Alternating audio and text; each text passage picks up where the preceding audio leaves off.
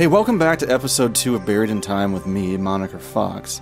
Episode 1, we kind of got an idea that something's going on, right? Our future self has brought us into the future because he's been put in jail for reasons that we don't know about. And there's some fishy stuff going on. So since they know he's in jail, they're not looking for him, which lets us, our presence from the past, come look for clues in his mission locations, which are different points in time. There's 4 of them, and they're all over history, right? This is just kind of his place. That was the front door, by the way, back there. It looks like part of a wall, but... So I'll show you what we're going to do. I'll show you one of the places. What we're going to do...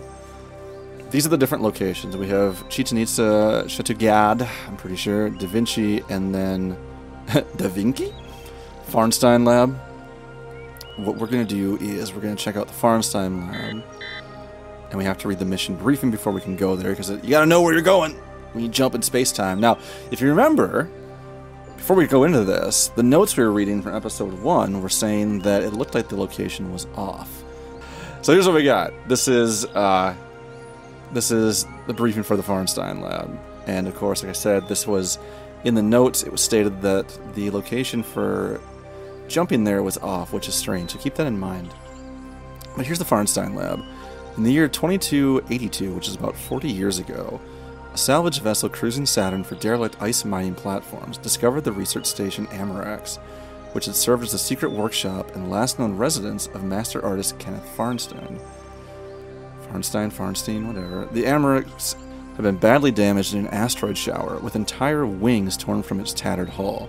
Upon inspecting what remained of the station, the salvage crew found 4 unique interactive sculptures made of polymorphing neural matter and an advanced neurocomputer which became the direct forebear of modern technology. The soft web that drove the computer, however, had perished decades earlier when the crippled station's power reserves ran dry. Farnstein was an enigmatic figure, part artist, part computer scientist. His far-fetched claims that the art he sold was the work of an artificial being of his own making were for many years considered the ravings of a lunatic. But with the discovery of the Amarax, this belief has come under serious scrutiny. Your mission is to explore the damaged space station just after the accident, while it still has power in its reserves. Try to determine the truth behind Farnstein's work. Comb the station for any signs of an artificial intelligence or anything else which may have gone unreported by the salvage crew, starting with the station's neurocomputer.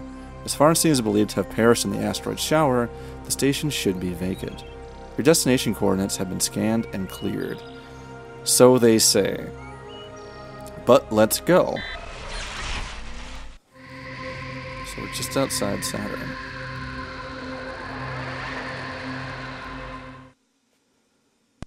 We're going to have a problem real quick, though. So there is no oxygen, there's no gravity, and we're nowhere near the space station. One thing about this game is you cannot let it sit forever. We are at 100% oxygen, but the longer you sit here, you're going to find that we run out. Now, we've got no way to get over there, but I just wanted to show you that what he wrote in the notes was true. We are in the middle of space, so we're going to jump back to our house. What are we going to do next? Oh, we're going to go watch some TV. I'm not kidding. This is what you do. So we go into his entertainment center over here, which is kind of neat.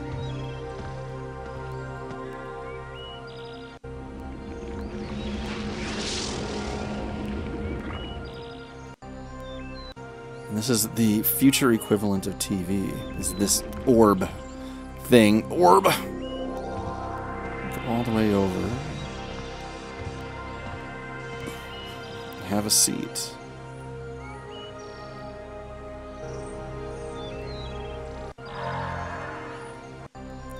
So we're gonna watch some TV.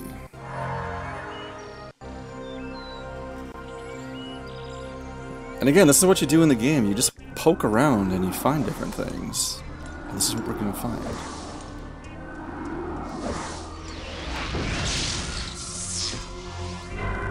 We will come back to the space station, by the way. But let's get some background on what's going on in the world here. So Agent 5, that's us, right? INN will return after word from our sponsor. The soon-to-be-released Gino, A Fond Remembrance, is Volume 4 of GTech's Rock Through the Ages collection. Never before has there been a video collection that captures the many moods of Gino Andrews. You'll hear the melancholy Gino. So many songs about the rain. The rebellious Gino.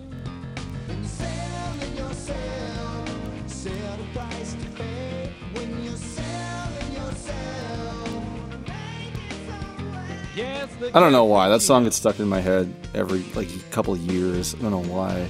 It's been my dream to be a traveler. It just has that vibe to it. And of course, the lovesick Gino. A song for her is all she wants from me. All of his chart-topping videos are here, brought back from the archives of the past and completely remastered in stunning 4D sound. In fact, Gino, A Fond Remembrance is the most complete collection of Gino's hits ever compiled on one EC. Call our toll-free I shop love line 4D now sound. and receive a free sample from the upcoming EC that's bound to be an instant classic. Gino, A Fond Remembrance. From GTech. So you can't see it, but one of the best parts about this too is I've got a nice little notepad here. I'm going to write it down. So we have Gino.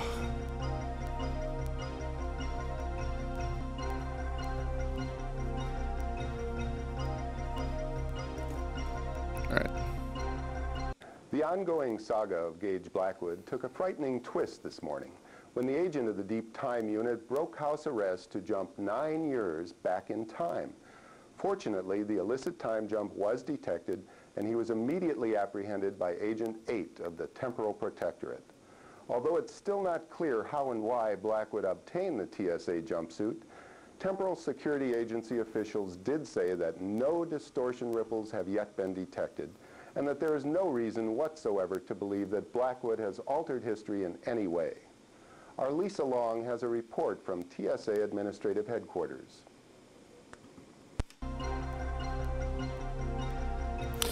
He's waiting for us to hit the next button, so let's just do that. In a strange turn of events that can only be described as unimaginable, the highly decorated Gage Blackwood, better known as Agent 5 of the Deep Time Unit, has been arrested and put on trial for the crime of historical sabotage.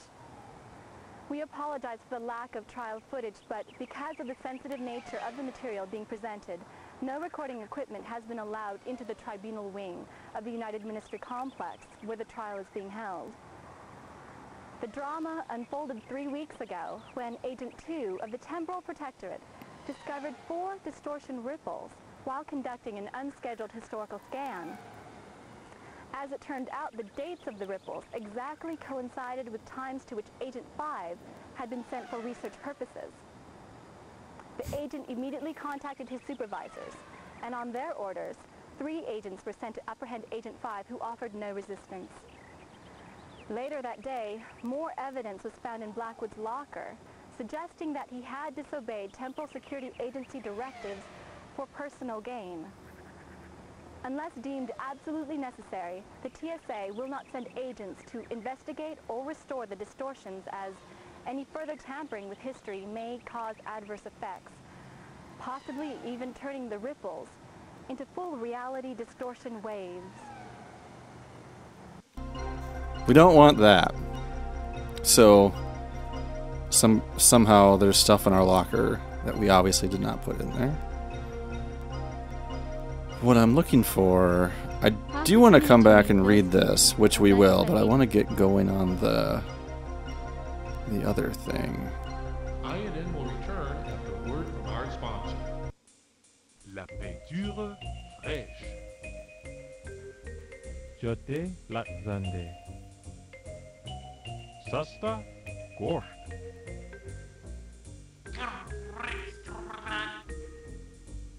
If you hadn't understood those important messages, you would have just wet paint. It Screwed up your best suit. Flippity Venve. Driven off of a cliff. Cheap. cheap meat. Been poisoned. Restaurant smoking in the lobby. And peed your pants on a foreign planet. Yes, for all those reasons and more, there's the Omniplot DM dual mode translator biochip from Samco. Just pop the Omniplot DM into any standard biotech interface and voila! No more frustration, no more confusion. The Omniplot DM instantly translates the written and spoken forms of any known language. It does it all. The Omniplot DM Translator biochip from Semco. Get it today. I do want to get it today, and this is why we're watching this. So we're watching the commercials because, unlike real life, this game sells things we actually want and need. 689222378. Order now. There's one other one that we want, but the translator is a major one.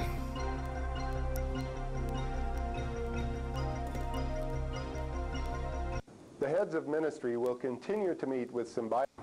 Alright, so we will come back to this, like I said, in some other episodes, but INN will return after word from our there's one other one we're looking at. In a last-ditch Wait, where did you effort go? to stay afloat. INN will return after word from our sponsor.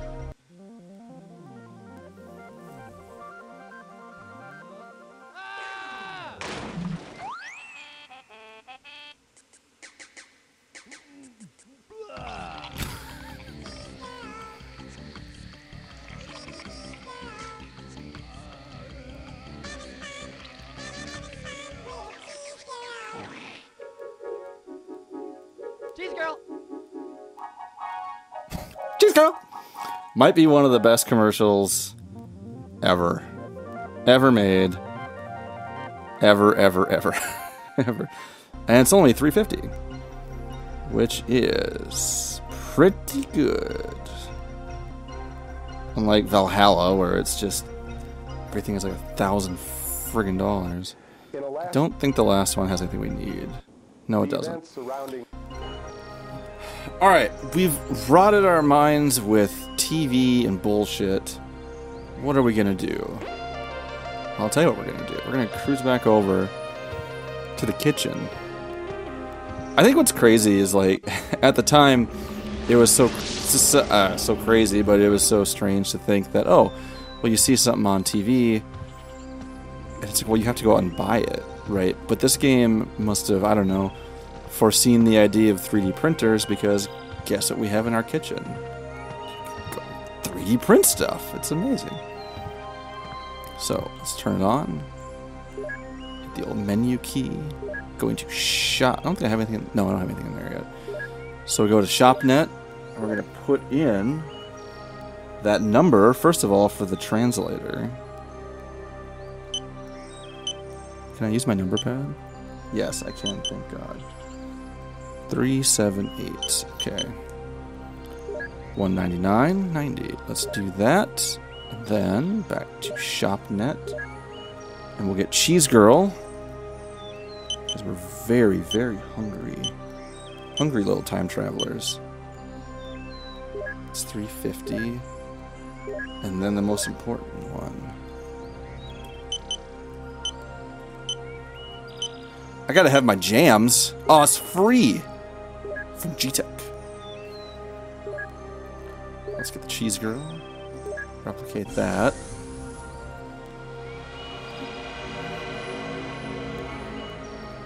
This is our inventory down here. You have all these biochip things, right? Different stuff like that. There's a whole bunch more to be had with that too, but we're just gonna grab it. Like that. And then, I don't know if this is still gonna be in our mailbox yet. I hope so. It is. Good. Let's get that biochip. Let's get that biochip. Okay, and this is just its own biochip. You saw we had a blank one up there. It doesn't take up space for that, so that's really nice. And the last one, let's get that Gino Andrews single. I don't know why you can't just download it. I guess downloading wasn't really a thing at that time for music, of course. I'm kind of curious to see what's on this. Gino Andrews' 1996 hit video, A Reason to Go On. Your free sample. I really wish it was that Selling Yourself. I genuinely get that song in my head. Like, I don't know what it is, but it's just that. Other people do too. Like, they wish that there was an actual album for Gino Andrews, who, by the way, is the guy that composed the music in this game, which to me feels otherworldly somehow. And, fun fact, if you're not aware, I also produce music and things too, and I was trying to find a MIDI or a synthesizer that matches this. I don't know what he used, but you can get a Korg something station as a plugin that I got, and it's almost like it's gotta be the same one. Like it's the same set of stuff. But we'll what am I doing? Okay, I was just kind of doing this while I was talking, but I'm not actually going to go and do the Gino Andrews single. We are going to jump to the lab. I'm going to go from there.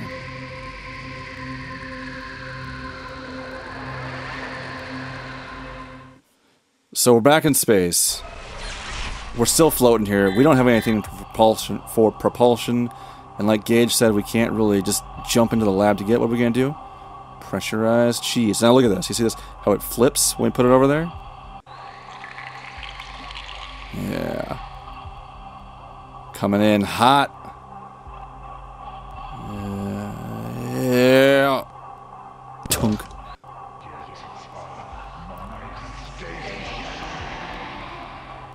Well. Pressure variance too great. Door may not be opened until pressure is equalized.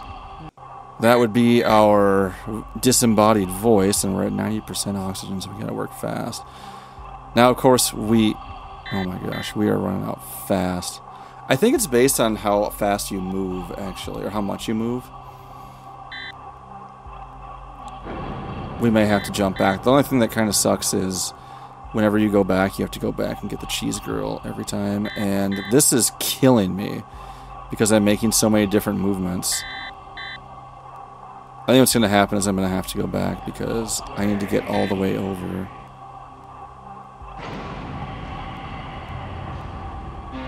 There should be a little... Pressure variance too great.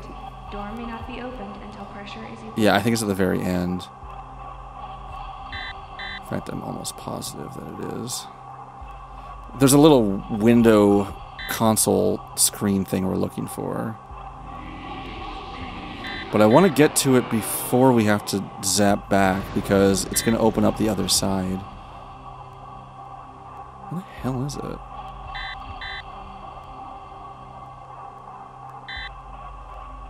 It'll emergency drop you back again, which we're going to do anyway. I'll meet you back here.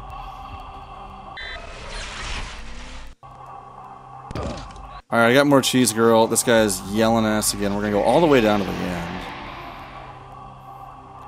Instead of farting around, as my grandpa used to say. This is all foam, by the way, if you see this shit from like when the meteor shower hit it. This one opens for us. Isn't that great?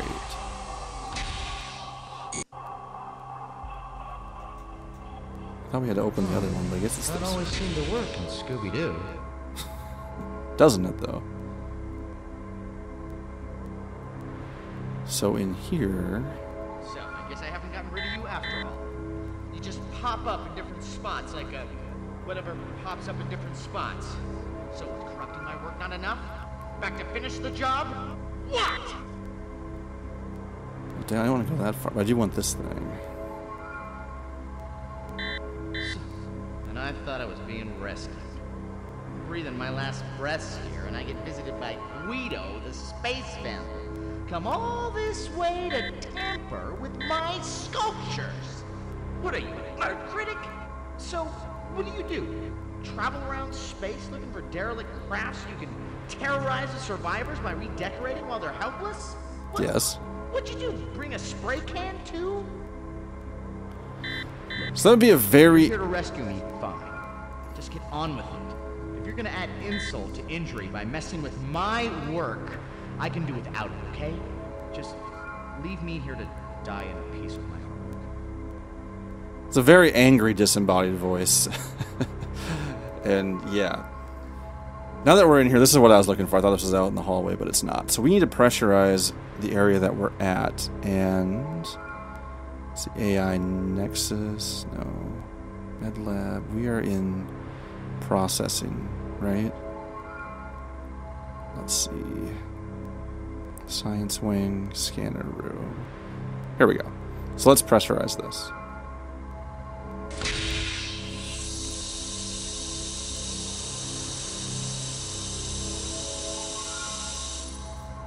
Which means we have air again, and that's something that I enjoy. One thing that I haven't done, that we really ought to do, is we ought to save. This is not the save. What the hell is it?